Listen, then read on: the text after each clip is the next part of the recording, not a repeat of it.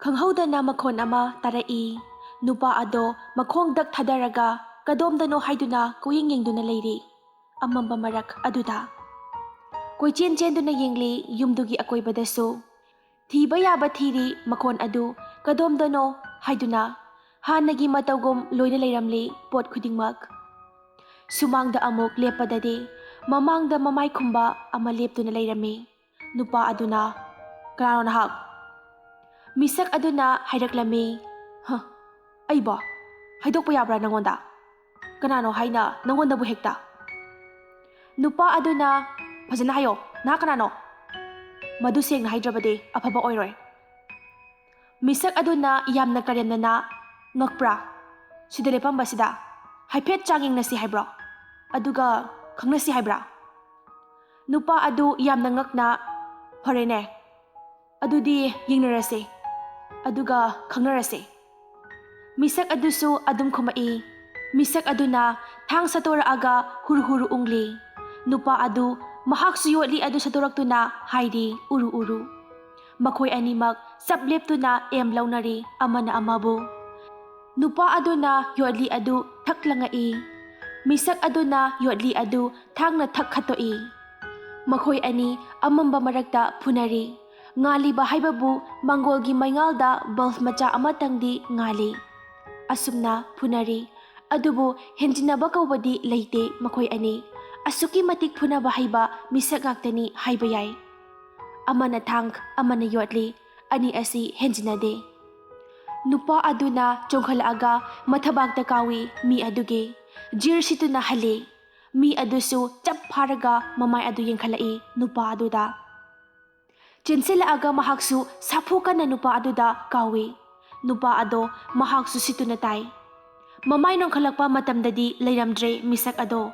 Nupa aduna kuyeng yengi maikay marimak adubu kana amata leiramdre. Makut anidu leibak makhada namaga makhong adu thangatki mathakta aduga mamit uisilaga khali. Kana oiri ka ba? Asuk punabada expert oiriba mahak aswa. China makhongda dog kalai. Longhun tawraga hagwatlaga yoli satoaga langge tawi. Juliet mamay khumjay. Nupa aduna, hoy, nang ditumdriba saktibiya hauzik phawba. Nang bu imung sida lagi lakibada natro. Juliet makut ado tapna haidokchay. Muriba masak adugi marakta amambaga oibaga nolakpada mayangakta ui. Juliet tumdrina kaino hauzik nangna kanaydo kanano. Nupa aduna saktibi nang uhawbro haise. Uhawina adu kanano. Aidi nakoy ani punabada yenglaga leirine.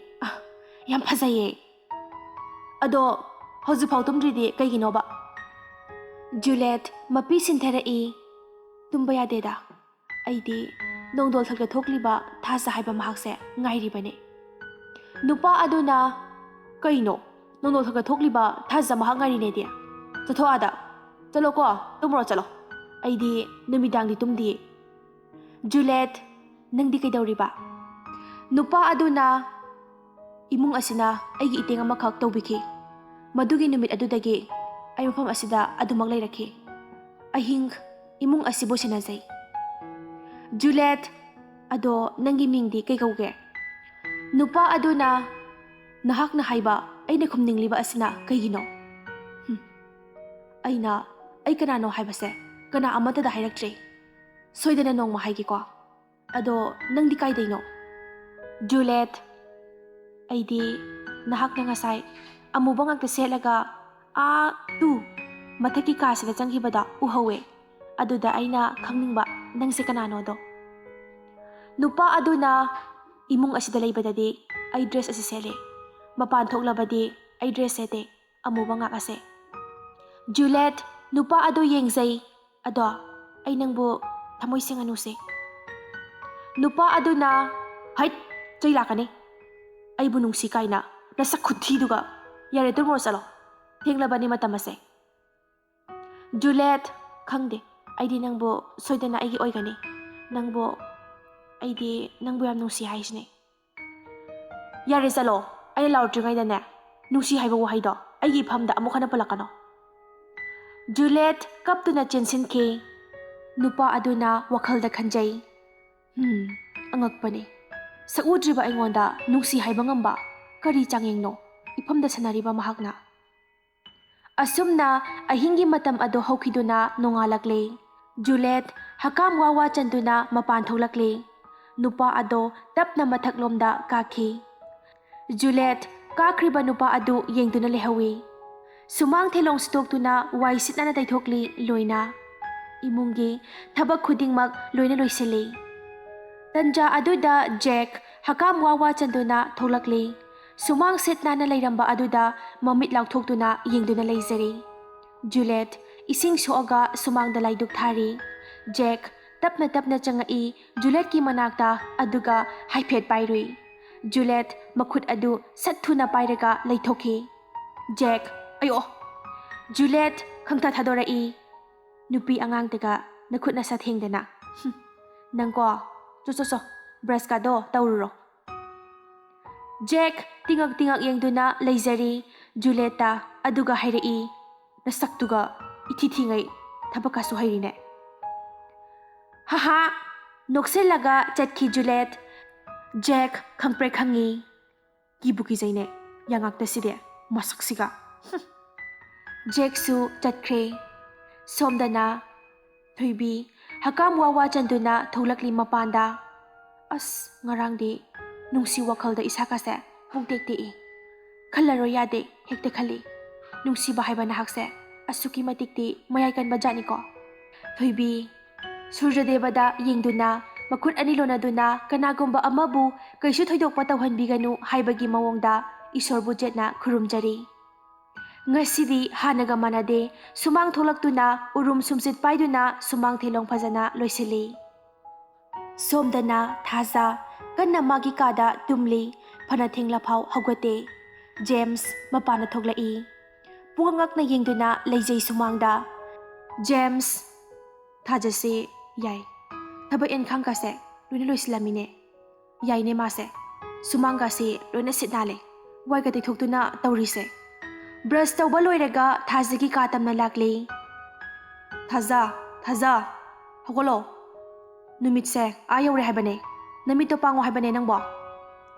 Thaza khangpre khangi. Pukhagwatuna lawi. Ima! James Thaza kaidawrage ne se thongse hangone kaidawrage nangbo. Thaza chensinduna thong adubu hangi. James kaidawrage lawi dubo ngarang su lawi. Thaza da aingonda hawdora iba kanano khangdaba mana. James nokchai haiphet awaba maithongdagi minok amatang. Kaisu khalunuda kaisu tawroise loisilo phajana. Ngasidi sumang thelong kase sitnalami.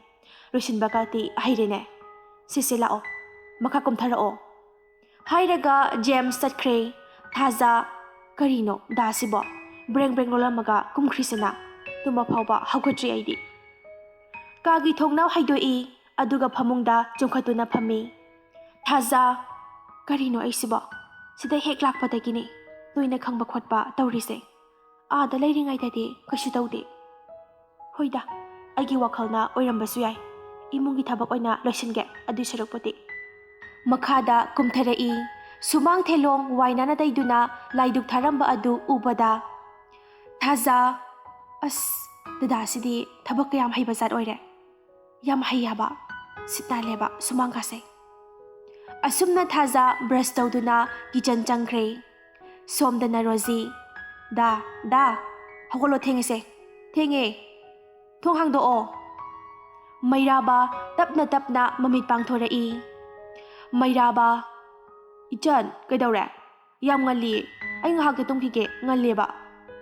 Rosie ado thongsidadi hango haiba thenglasu da seba.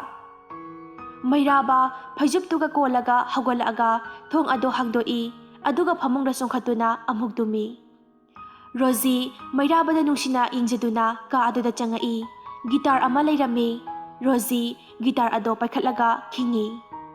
Rosie sidi yam nungai jatnine. Isai ngaktabu saktoke. Kari eje maista masakpa kaino mana sakpa isai duba. Ke haiba magi isai mayek duba. Makhon kato khawdemjay.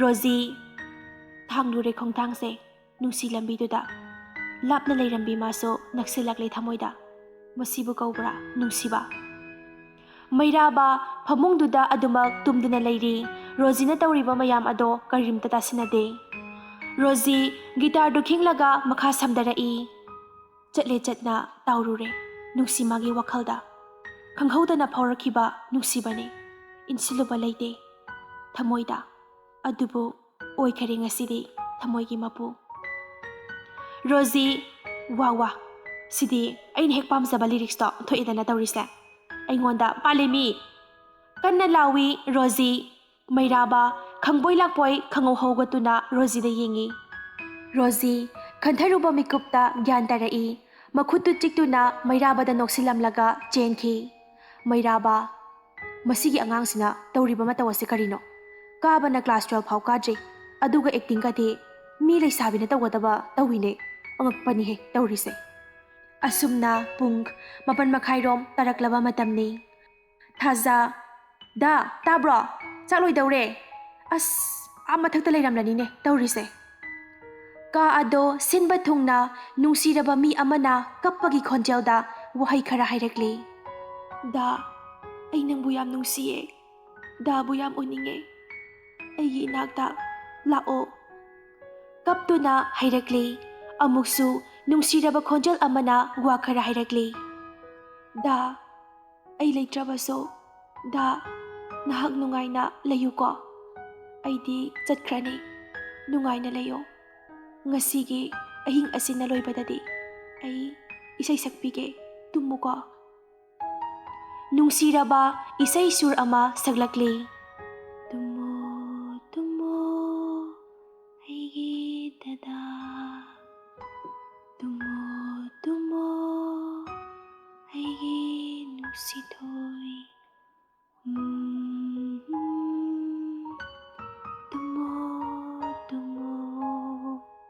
Jablepki thaza tingak taduna leijari maramdi hairakliba wa adu ka khudingmak oiramgadaba mali pumnin nili nupi adugi khonjaltana yum ado ka ado kuyengyengjei adubu kitchendugi kachinda speaker leirambadu ure thaza oh haujikidudi asiki speaker sidagi lakpa oirambatai thaza wakhalda amukasu khanjari kappagasu hai noagasu aduga isaisu magi khonjal sibo aibu taragum amadi tawrida kadaidano aibo nakandagi James thaza cha ising loirabra nangi ahanba college ka basidi ai thinbiram lagene thaza hoida loidaure ngha khaktada loiranida phambiroda sida asumna thazana cha ising phajana thongduna chak chaminaduna thaza college naba haiduna loisili somdana joy sumangda phamduna wakhal taujai imoudo leitraba sidadi nungai khitreda tawriba se mahak leiradi wakhal ka se iyang bani auto da thawbada home ama lingkhat pa haiba asibu ngambu ngamine angakpani mahaki thauna lingjel se Rosie babung chak loire charase Joy Rosie da makhongdagi makok phauba yengkhalai Rosie nanga tawrisidi kaino Joy nokthorai Rosie babung yamthiraba angang oina leibase talle aduna mau amuk sagena tawrini ichadi pakpu paksaine nang che thazagi matau tamlibro nangi sibo hoi mana takpirambane chak thongbagi mana selamba dress ne aingonda sinaramliba Joy aduine male haina nang che thazadi laidu katpagi chak thongbagi thabak tawbagi loina khaibani ko magi matau tamlibro nangbo Rosie aingonda loina pirame mana ado pabong ai sumagi matau tamba ngambra yenge ado ai wa ama hange hoine hayune pabong ai sida sum laigeba Joy nangi ihai hek tami phawbadi sida lehenga dawribani ne Rosie masila waidangse gyan tagidre romance ka kalak prakhangde ꯑꯩꯅ ꯃꯃꯧ ꯑꯣꯏꯒꯦ ꯍꯥꯏꯒꯦ ꯇꯧꯔꯒ ꯖꯣꯏ ꯀꯩꯗꯧꯔꯦ ꯇꯨꯃꯤꯟ ꯂꯩꯔꯗꯤ Rosie ꯀꯩꯁꯨ ꯇꯧꯗꯦꯗ ꯑꯗꯨꯗꯤ ꯅꯃꯧ ꯆꯥꯛ ꯊꯥꯡꯗꯣꯛꯆꯔꯨꯈꯤꯒꯦ ꯖꯣꯏ ꯔꯣꯖꯤꯗ ꯈꯪꯌꯦꯡ ꯌꯦꯡꯂꯛꯂꯤ ꯔꯣꯖꯤ ꯄꯥꯕꯨꯡ ꯁꯣꯏꯕꯅꯦ ꯍꯧꯖꯤꯛꯀꯤꯗꯣ ꯁꯣꯏꯈ꯭ꯔꯦ ꯁꯨꯝ ꯇ꯭ꯔꯦꯅꯤꯡ ꯇꯧꯕꯅꯤꯗ ꯖꯣꯏ ꯏꯆꯥꯗꯤ ꯌꯥꯗꯧꯔꯤ ꯆꯠꯂꯣ ꯆꯠꯂꯣ ꯔꯣꯖꯤ ꯆꯣꯞꯄꯤꯍꯦ ꯑꯁ ꯆꯦꯟꯁꯤꯟꯖꯩ ꯀꯤꯆꯟꯗ ꯊꯥꯖꯗ ꯂꯣꯏꯔꯦ ꯆꯠꯁꯦ ꯁ꯭ꯇꯥꯔꯠ ꯇꯧꯋꯤ ꯖꯦꯝꯁ ꯒꯥꯔꯤ ꯑꯗꯣ ꯊꯥꯖ ꯒꯥꯔꯤ ꯇꯣꯡꯈꯠꯂꯛꯀꯦ ꯇꯧꯕꯒ ꯏꯇꯥ ꯐꯖꯅ ꯆꯠꯂꯨꯀꯣ ꯑꯩ ꯉꯥꯏꯔꯝꯒꯦꯀꯣ ꯊꯥꯖ ꯃꯅꯤꯡꯗ ꯈꯪꯌꯦꯡ ꯌꯦꯡꯊꯣꯔꯛꯏ ꯍꯥꯏꯔꯛꯂꯤꯕ ꯑꯗꯨꯗ